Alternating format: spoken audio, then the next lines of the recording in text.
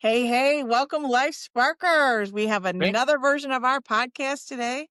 We are here with my dear friend, Kevin Eicher, that I have been trying to get on this show for, I don't know, a while now. Kevin and I were raised in the same high control church and have a lot of the same background in many, many ways. We're very different personality wise in a lot of ways. We're also very similar, I think. We are dear, dear friends. So, with that, I want to share you with the world because you have so much wisdom, and I have always enjoyed every conversation. I can't think of any conversation I've ever had with you in passing or in depth that I have not come away inspired or just thought, hmm, or yeah, I just love you. So, well, thank you, Crystal. Um, yes. I've always you are the spark. You are the Well, spark in my life, and you're a spark in a lot of lives, and, I I really appreciate that. I try, Kevin. I do try. Um, but you know what? It just comes naturally. It's just who I was born to be. So I don't know. I just go with it. Let's talk today about you. I want to talk about your decision making skills. I want to talk about your confidence. I want to talk about where you're at in life. I want to talk about where you're going in life. And we don't have a lot of time to do all that. So let's hop right in. Uh, Talk to us first about one of the best decisions, if not the best decision you've ever made in your life and why. So, I would have to say that I have 2.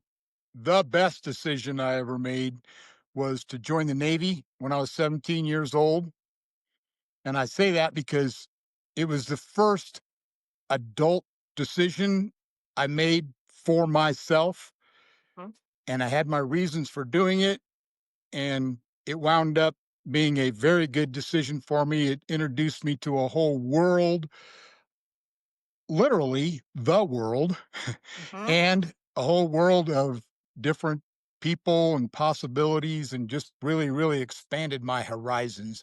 The second decision was to leave the church of my youth with my wife, Charlene, mhm, specifically to take her out of the church.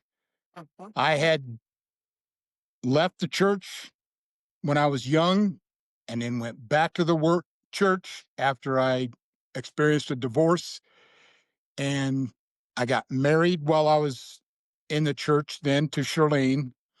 And it became obvious fairly quickly that the church was holding her down, holding her mhm. back, was undermining so much of the spark that you know her to be. I do.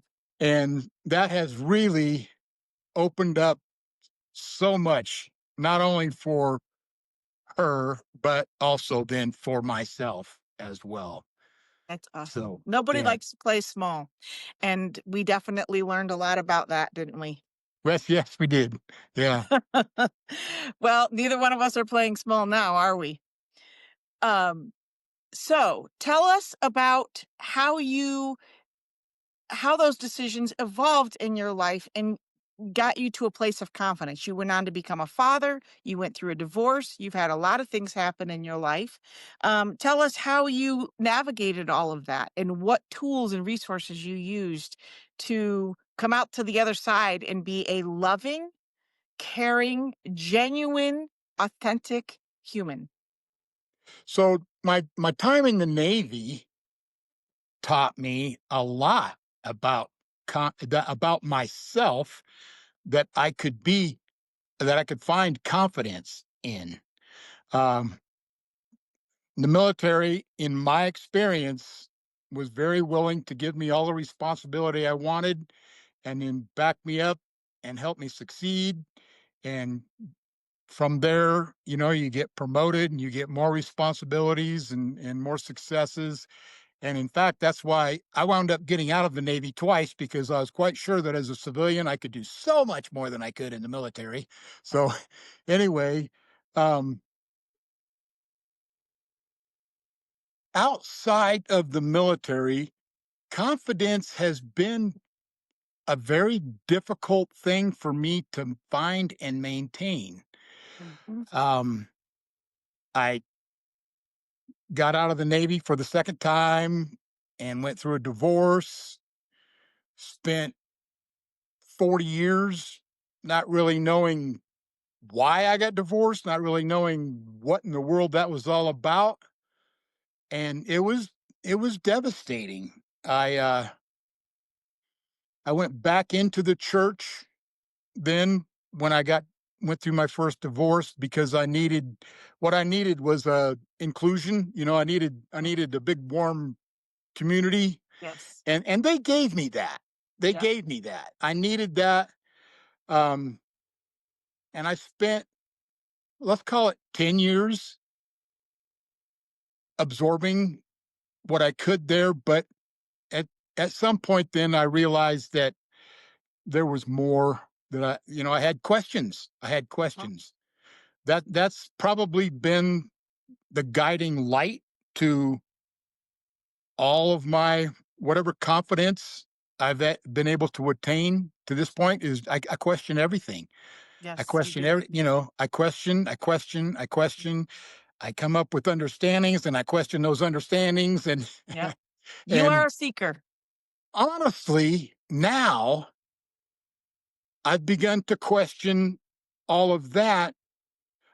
I think I'm ready to find a home.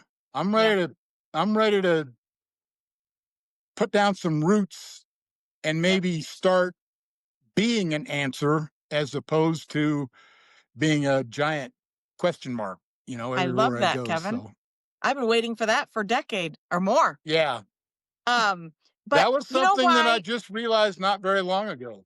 Well, I love that for you because, you have so much to offer. And I think for those of you who don't know that are watching this show, we grew up in a very, very high control church. And that means it's a way of life. It is not something that we did on Sunday morning or Wednesday night. It was something that is an entire way of living and being and thinking and doing and who you are with and all of that. So from that perspective, I can understand why you would need to go on the pendulum, as far away from that, but also seeking every other possibility that there was in the universe to come back to the center of what you were born with. And that is your instinct and your gut and your love and your heart. And it really is that simple. And so, one of the things that I wanted to talk to you a little bit about is I think for guys, one of the things that I know is a goal of yours is as a man to lead other men because like you said earlier you just went through a decade or more or 40 years of not knowing and just like you just put one foot in front of the other and you just go and you don't really stop and feel, and now that you've done that it's like wow, I could have felt my way through all these 40 years of my life, and now you got to redo some of your relationships and renegotiate things and work things out differently, and so uh with that said, I just am thrilled because I really believe that life is a little simpler sometimes than we like to make it, but it's also you do have to be willing to dig in and feel and be in that, sit in it for a while. I I refuse to see that time as wasted. Good. I could be so much further along, I guess, than I am, but I I had to learn that. I had to Yeah. learn so many lessons, and just my personality. I learn something, and then I have to sit with it, and Yep. until it finally. I'm a very body type person. When I have emotions, strong emotions, I tend to feel them in my body first, and then my body processes them, and then I figure out what I'm going to do with all of that. So there was really no other way for me to get to where I am right now without going the long way. I, I I love had to that. do that. So yeah. So now Yeah. here I am. Yeah. Um, I do feel very strongly that healthy male confidence is going to be the work of at least the early 21st century. I really feel that Yes. way. Whenever I hear about, read about, see headlines about a shooting, a mass shooting, it's typically a young male. It's typically a young white male. And I Mhm. think there's a reason for that. I Yeah. think I think um, young white males, we lost what I call the initiation process. For thousands of years, every single indigenous community had an initiation process that welcomed young men into adulthood. It was uh, a male elder group Mhm. that sat the young man down and taught them what they needed to know about themselves and about the world around them that they would need to move into adulthood and be in a healthy way, Mhm. in their relationships, healthy in how they thought about themselves and their place in the world. And we've lost that. We've lost that. That and the well of support that would be around them for the rest of their life as they make those choices and as they go through life, I think Absolutely. that support piece is missing. And so with the breakdown of the family and a lot of other things that have happened in the world, and at the same time, we have not grown in our ability to acknowledge men's emotions and feelings and taught them how to process through those and verbalize them or process them or have tools to deal with them. And so, yeah, here we are in a world that is sad. Yeah, yeah, and that's exactly right. Yeah, it without any of those tools, Right. it's very, very easy for anyone, young men specifically, to think the whole thing's rigged. There's no Yeah. reason for me to participate in any healthy way. Right. I'm gonna go out, so I might as well go out with a bang. Yeah. However it is that that shows up, or they just retreat into their parents' basement and play video games for Yeah. long as they can get away with it. But um, anyway, yeah, I think that was something that took me a long time to recognize Okay. and to learn for myself.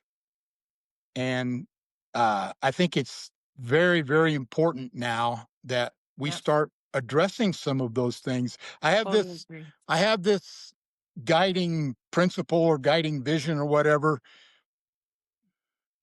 You look around at the world around you, something is dying. Some old thing no longer has a place in the world, no longer has is no longer useful. And yet, right in the middle of all of that, something is being born. Some Mhm. beautiful new way of seeing the world, participating in the world. Something new is coming, and it's important to not only recognize that the world is changing, things are going away that we've always thought of as anchors, Mhm. but also then to recognize that there is something out there that we need to participate in. We need to be a part of. Yes. For perhaps for males especially, that's a difficult message. Yeah. And so as we as I go into the future, that is very much a part of what I want to be a part of is bringing that message out that there is something way larger Mhm. than myself, way Right. larger than ourselves, Right.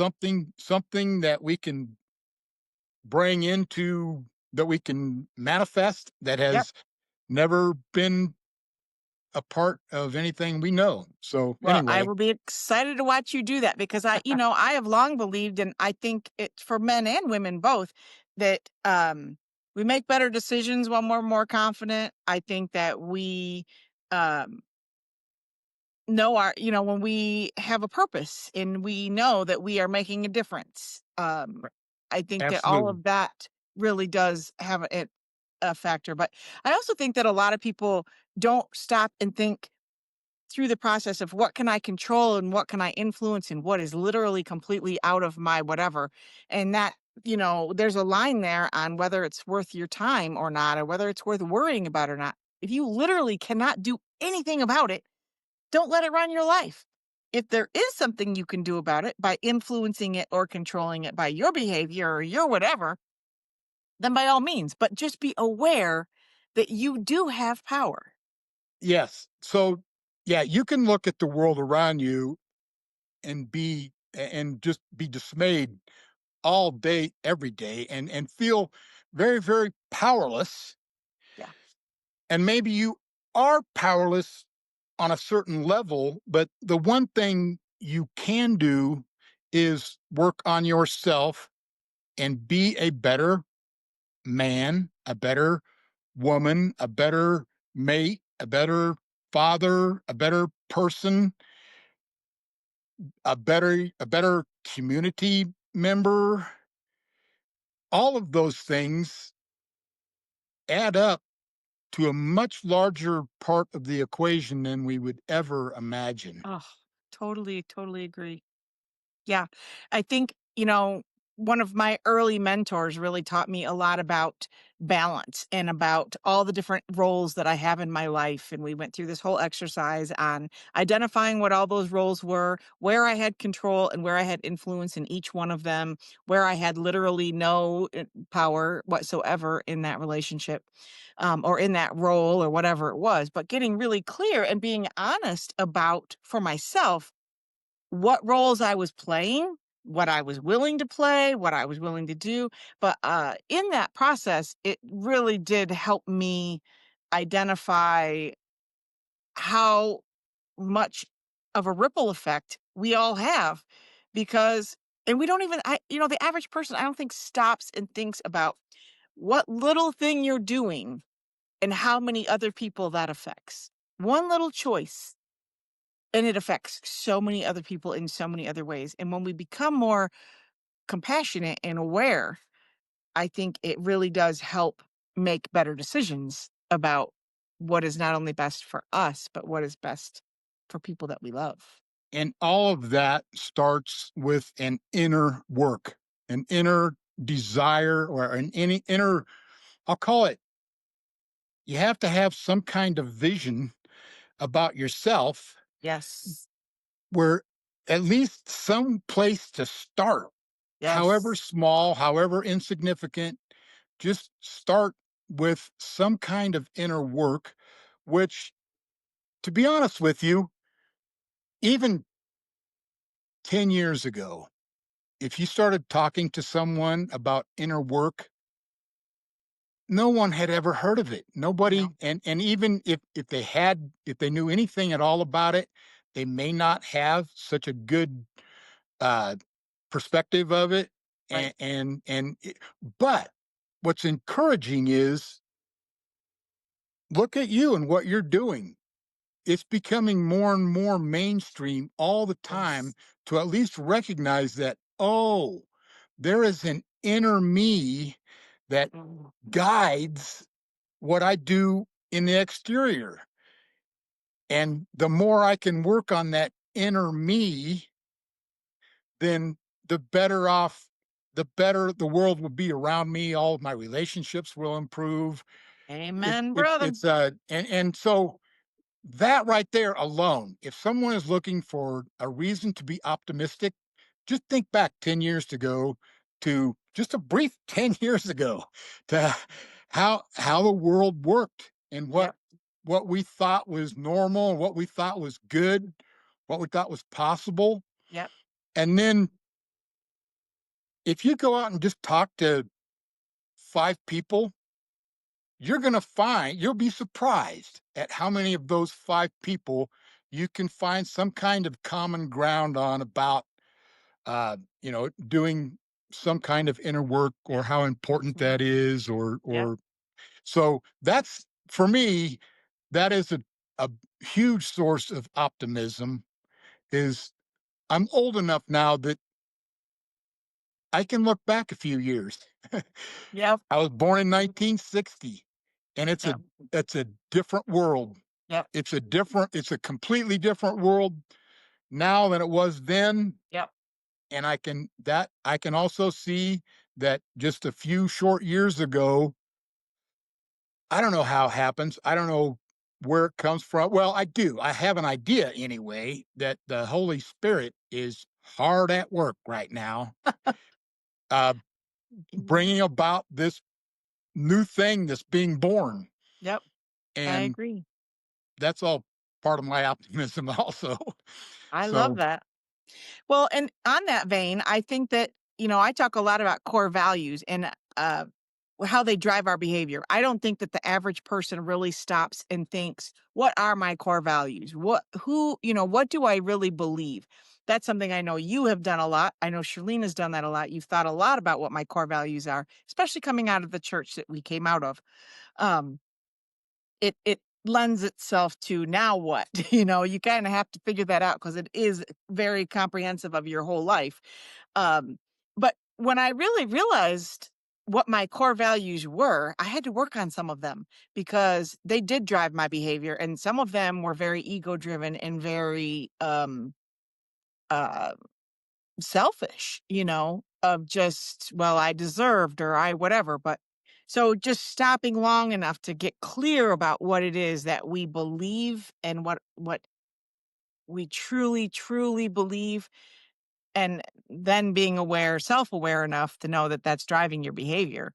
Um, it's crazy, but absolutely, all of that with absolutely. the I think it's a spiritual awakening that the world is having that is so far outside of, we grew up with them putting God in a box and religion was in a box. And I think it's so far outside religion now. Like I don't see you or I ever really going to church, but I do see us very much involved in a universal connection to something that is much greater than either one of us that is driving our behavior and is driving our passion to help other people.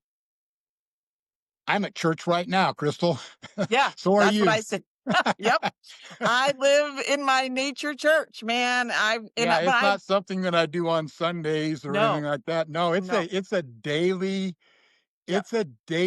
gift really to Yes. realize that um we live the world, the universe is so much bigger than Yes. I ever was raised to believe, Yes. and that I I have a place to play in that Yes. universe. Yep. I have a place to fulfill, I should say, Yeah. in that universe. Yeah. Yeah. It's crazy. Talk to us about what the best advice you've ever received. So I've racked my brain trying to think, of one particular instance where somebody sat me down and handed me a golden nugget that I was smart enough to realize the value in. Yep. But Let me get out my pan. I guess all all well, for most of my adult life now, I've had people tell me, well, when I sit down and talk to someone like you, the consistent message that I get is, Kevin, you can do whatever it is you want to do. There's nothing wrong with you. There's no shortage of whatever it, it takes to do what you want to do. Other people have always been able to see so much more in me than I've been able to see myself. And finally, uh, being able to grasp that and hold it and believe it, the church we grew up in did not allow for any of that. Yeah. And it wasn't just my church, it was kind of my family dynamics Yeah. also. Uh, we all thought, my family all thought it was very funny to make fun of ourselves, Oh, make light of ourselves, and uh, help other people maybe feel better about themselves in doing so. got it. Well, okay, great. Maybe you do make other people feel a little bit better about themselves, but I was constantly tearing myself down, Mm, constantly devaluing myself. Um, I still struggle with that today. I mm, really do. Um, but I'm married to someone now that won't really let me live there good for her. because she knows the things I want to do. Yep. She is a part of the things we want to do, Yes. and it really requires both of our participation, Yes. full participation. So Yes. um, I've I may have turned, or I may be turning that corner now. Um, and none of it looks like ego. I can tell you that right Right. now. Now I get that. It's a very It's humbling humbling. it's a very humbling thing to realize Yes. that that light that Jesus talks about, that light that you read about in the Bible, is in you. It's in me, Mhm. and I I've been putting it underneath of a basket all of my life. We- Yeah. And of course, then to accept that light means it's going to take effort, real effort. It's going to take a real price, perhaps, on my part to step out and do what I want to do. Yeah. And um, I had finding the strength and the persistence and the energy and everything for that. That's all provided also, Yeah, it but is. it's a little bit scary It sometimes. is. I have really learned that when I let go of the outcome, which I'm Mm. doing here with LifeSpark even, like, I just know that it will be what it's meant to be, and I let go of that outcome, my capacity increases dramatically. My Mm. ability to rise to the occasion when I take my ego out of it and when I step away and just say, "I am willing for the sacrifice." For years, I was unwilling for the personal sacrifice that it takes to put myself out and do this and, whatever. Like, it'd be a whole lot easier to just be out there brushing my goats and my pig right now. But, that's not what I was born to do? I didn't go through all of this life experience and overcome so many incredibly hard things to keep it under a bushel. I just didn't. Neither did you. So the sibling to confidence is vulnerability. Amen. And if if you're going to be creative, you're going to do it from that place of vulnerability, that place of letting go of the outcome. Put it Yep. out there. People are going Yep. to take from it what they need or what they want. Um, that's a very, very vulnerable position. Mhm. And if it was all confidence, I would never do anything. Right. Confidence is a great tool that um, can help me move on, but it's the Yes. vulnerability in myself that allows me to even think about what it is that I want to create, and then helps me create it. They're siblings. They're not Yep. contrasting or anything else. They're Totally brother agree. and sister in a Yep. way they go. Yep. And you can't you can't, well, you could, but if you're really going to fulfill anything in life, it's going to take confidence and vulnerability. Amen. It does. And that is a very, very difficult thing. Um, that requires being honest with yourself. That requires uh, being honest with other people. That requires some thought, Yeah, yeah. some time, yeah, It all of work, that. Yeah, work. it is It work. requires They work. call it work for a reason, you know? It's, for those of us that have done it, like we're never done. It's a constant, it's a road that I think we'll be on as Oh, long as we live. I yes, absolutely. Yeah, because as soon as you stop being vulnerable, as soon as you stop being creative, Mhm. you know where that leads. Oh, You're yeah. just a walking Bobblehead. yeah, walking generality, I think maybe. I don't Yeah, know. just Anyway, I've never aspired to be that. So, yeah, no, it's yeah. But it's not an easy road, though. no. But Life would be so much easier if we chose a different road or if we just said, whatever. But that's one of the things specifically as men, we need young men, we need to realize that life is a struggle. Things are hard.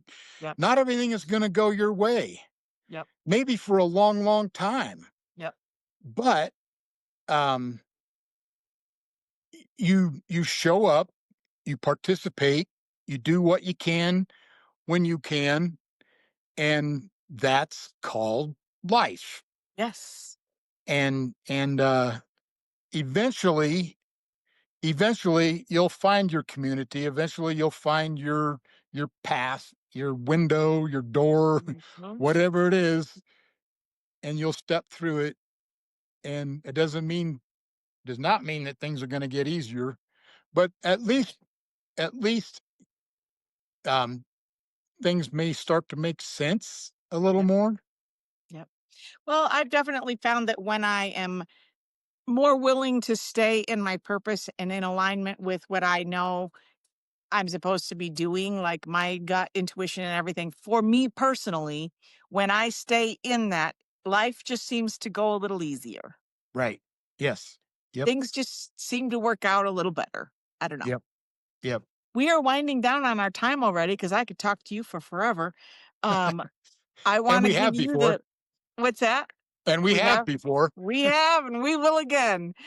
Um, And it's great, I would encourage anyone that has friendship in their world. It's back to the vulnerability. Like I can honestly say with you and Charlene, we've always had that with one another, the ability to be vulnerable and but also to give grace and to give constructive criticism and because we want what's best for one another. And I think that kind of Amen. friendship is such a gift. Yep. Amen. It is such a gift. But I'm going to give you the last word. Okay. Is there a question I attached to want to that or know, you've given us a lot of guidance today, a lot of wisdom, a lot of takeaways for sure. I want to know between now and the next conversation that we have, even already, I'm sure you're reflecting on this conversation. Um, what advice do you have on how we can all make today the best day, tomorrow the best day, to move forward, that we don't have to get to it's not a race. We don't have to be at the finish line, but we need to just keep taking one foot in front of the other and just keep moving forward. How do we do that and stay optimistic? You've used that word a lot today. Tell us how we so do that and stay in optimism, especially with the world the way that it is, because it makes me crazy. so I have we have, Charlene and I, um, a lot going on in our lives right Yes, we now. do. I'm we're building a house, and that starts Monday morning. Yep. And um, we also have a farm that we're trying to turn into a blessing for the community provide food not only for ourselves, but Right. for our family and our community. And I'm also helping my parents move from the house that they've lived in for 50 years to a Right. retirement community. And that's been a struggle for them and thus for me. There's just a lot going on in our lives right Yep. now. So today, I'm in a cabin in New Mexico relaxing. Love And it. I'll be here tomorrow relaxing. And then Friday, we leave here and jump back into life and all of the struggles and efforts and everything else that we're going to get into. Don't don't be afraid to give yourself those moments of peace and quiet and Thank mending, healing, all of that. All of that. No one else can give you that. Most people won't give you that. you. Mhm. So be sure and build some of that into your life, even on a daily day basis. Charlene and I, every single morning, we get up and we have, I'll call it a practice, but it changes a lot on a day to day basis. Sometimes we'll meditate, sometimes we'll read something, sometimes we'll just sit and talk about Mhm. whatever it is that we have on our minds or whatever it is that's bothering us. And I am very blessed. I understand I'm very blessed that I have that with Charlene, that we can sit and talk and do that. Maybe someone listening doesn't have that. Doubly important. Give yourself the time. Give yourself even just a 10 or 15-minute break every Mhm. morning or whatever works for you. But give yourself some time to reflect, some time to let things absorb a little bit. Give yourself some time to see possibilities. Love that. Time time is our modern culture's most precious commodity, and the funny part is, everywhere you look, someone's trying to give you something that will give you more time, more time, more time. Well, okay, maybe, but you know what? None of that's going to work if you don't give yourself that time Yep. first. So, Agreed. Great advice. Love that. thank you, Crystal. Thank you, Kevin. Thank you. I appreciate the fact that you've given us some time out of your relaxation. I know you guys just went to a retreat and you built in the time to process that retreat and to maximize your investment by investing in yourselves and having this time. So I just want to give you and Charlene both kudos for that. But to anybody that's listening, I really just if there's anything that you can do to invest in yourself, Kevin is a great example. Charlene is a great example of just putting in the work and Yeah. doing it. Yep. Just So, do it. Yeah. Yep. yep. That's right. That's All right, right. my friend. Well, thank you. And we will talk to you again very, very soon. Enjoy the rest of your day, the rest of your time at the cabin. And you Have a as safe well. trip home. I'll Thank talk you. to you soon. You bet.